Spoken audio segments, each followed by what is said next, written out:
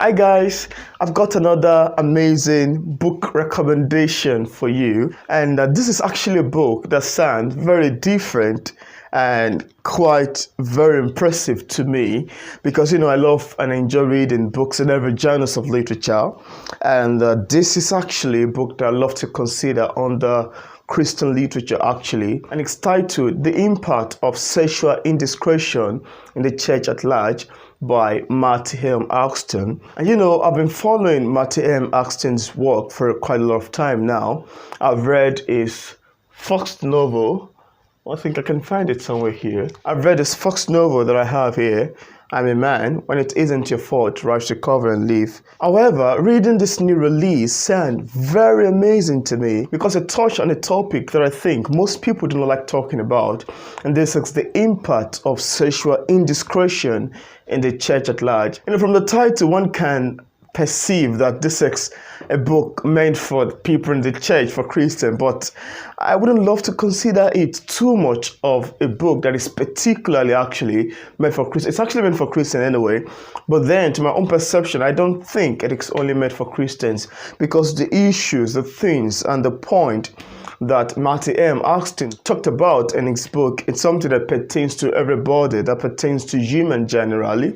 Sex is a part of life, and most people do it the wrong way. That's one of the reasons why I wouldn't love to consider the book typically like it's only meant for Christians. It's a book that can be read by everyone, irrespective of your religion, your background, and your belief.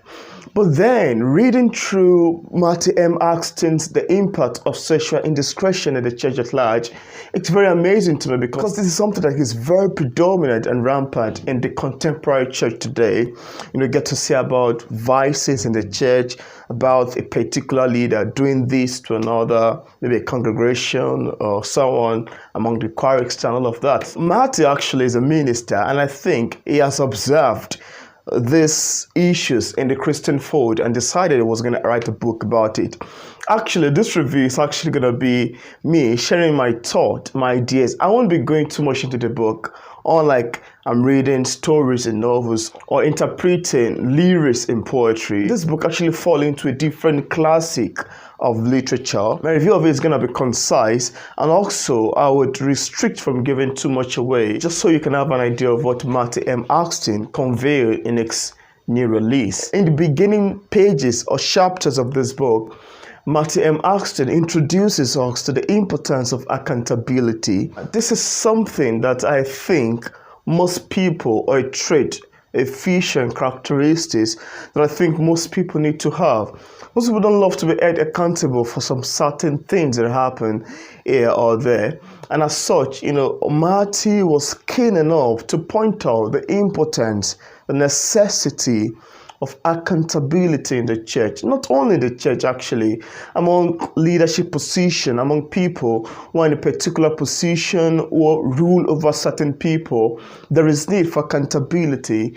And Marty does this in a very concise and impressive manner, which really piqued my interest while I read through the book. In my perception, the book conveys quite a lot of ethics, morals, that would help quite a lot of people out there. And I would love to say I love Marty's endearing emphasis on the importance of accountability. The book also continues talking about the importance of being one another's keeper. Then it unfolds on the importance of keeping quality friendship. This fall under how to avoid sexual indiscretion in the church. That's the sort of friendship that you keep, sort of people that you make friends would influence you drastically in terms of the decision taking, in terms of the step you take, in terms of the places you go to, and all of that. I really, really love and admire Marty's description of this part, the part of choosing one's friends wisely. It really speaks to me actually, and some pages actually are the type that corrects you, the type that rebukes you, the types that instruct you, the types that guide you through. This is the part you should go. This is how you should make it be. Reading the book, feel as if I was listening to a sermon.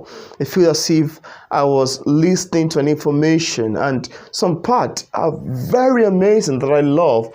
So I can't convey actually all of the information conveyed in the book in my review, but then I love to consider this book as the one that I love most in Marty's writing so far. I've read I'm a Man, which of course was fine, but this really piqued my interest because I love the content. It's a type that you read and you keep thinking over and over again long after you've read it. You keep mulling, oh yeah, I love the point, and so on and so forth. Nowadays, actually, I'm the type that I love restricting from examples when giving reviews, stuff like that. Even in my own writing, I try my possible to restrict from giving examples. But then I love to ship this in that in the church today, not all in the church, because like I said, I don't like giving example, but then from what we've seen so very much, apart from Marty wrote this book from America, and I read it as a Nigerian, and most of the things that were written in the book got me remember some of the things that happened in Nigeria. So it resonates and it conveys some certain fact, because apart from the example, yeah, good, they also mention some example in the past of those people who have been involved in sexual indiscretion, sexual scandals, even as a pastor, as a bishop in the church, and how they were able to navigate through it. Then there are other cases actually here in Nigeria of you finding a supposed pastor involving in some silly things with the congregation and all of that. It's very rampant. You hear some, you'll be like, oh my God, that's crazy. You hear another one, you'll be like, I don't think them I can do that. But then it really makes for an interesting discussion, because I am not trying to judge, and Matt is not trying to judge actually. I think one of the aim of this book is to help leaders in the church, and not only leaders, like I said earlier on. This is not only a book that is meant for Christians, it's meant for everybody. Everyone who decides to live an ethical life, everyone who decides to live a life of moral, everyone who decides to be a good source of reputation to other people. So going back to that, one of the aims that Matt seeks to communicate here is to allow people to be informed about the importance of these things, about the effect of sexual indiscretion. So again, Marty also talks about the effect of this sexual indiscretion in the church at large, and I love some of the points that he makes, that this does not only affect the victims involved.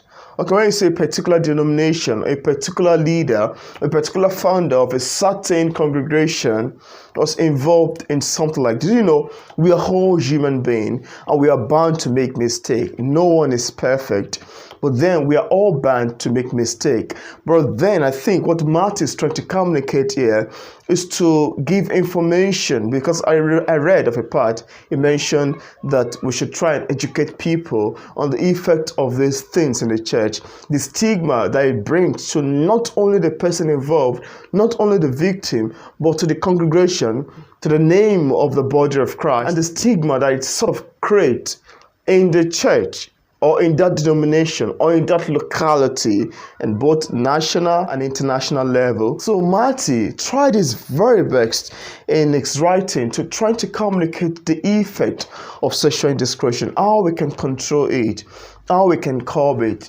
the need for education, the need for people to be aware of this. And again, most importantly, I love the fact that he mentioned some solution, some healing mechanism for anyone who might have been involved in a sexual scandal. Sometimes, once people look out to you as a leader, they expect the very best from you. Well, we all know that we are all human beings, and that's why the fact that we look up to a certain person as a pastor, we should know that, this is actually where I think temptation would love to come in. And I think Matt mentioned the need to restrict temptation by controlling our thoughts, by controlling the sort of media information that we get to watch, because the media has failed us actually, even in terms of comedy, in terms of films, display, movies, the sort of things being showed not only to everybody, but even to the young people,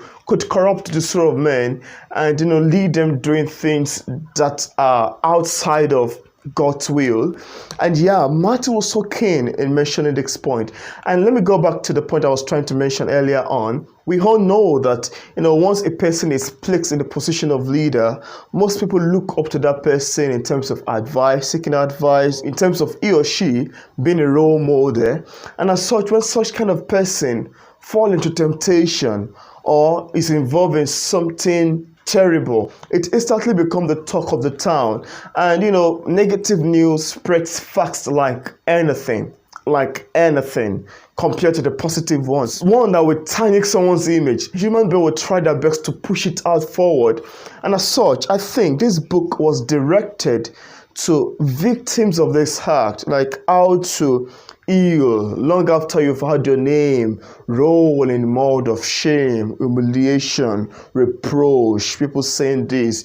You go out there, it even impacts your family. They'll be like, oh, that's the younger brother of that man who was involved in that act that day, or that is a mother, or that is a brother, or that's a sister. It did not only affect the victim, it also brings shame to the family of the victim. And as such, one of the things that I sort of pick out in Marty's writing, and that's one of the reasons why I love to consider the book as a writing or a work of research that is not only made for Christians.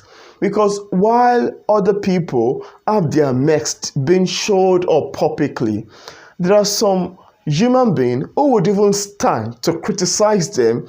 And if you are to look at their own mess, the things they do in secret, you'll be like, oh my God, that's much more terrible. So I kind of consider this book as a reminder for caution, a reminder for watchfulness, a reminder for being careful of our deeds, of our action, of our doings, of the place we go, and the need to resist temptation and all of that. I kind of think it this way, that while other people in high position, in a leadership position, when people are looking up to as role models, fall into temptation or fall into sexual scandal, and they become the talk of the town, most people who would stand to criticize them also have their own secret things that they are doing that it's even much more, if you are to reveal it, difficult, much terrible than those that they're criticizing. So by this, I love to consider this as a general reminder, not only to those people involved in sexual scandal,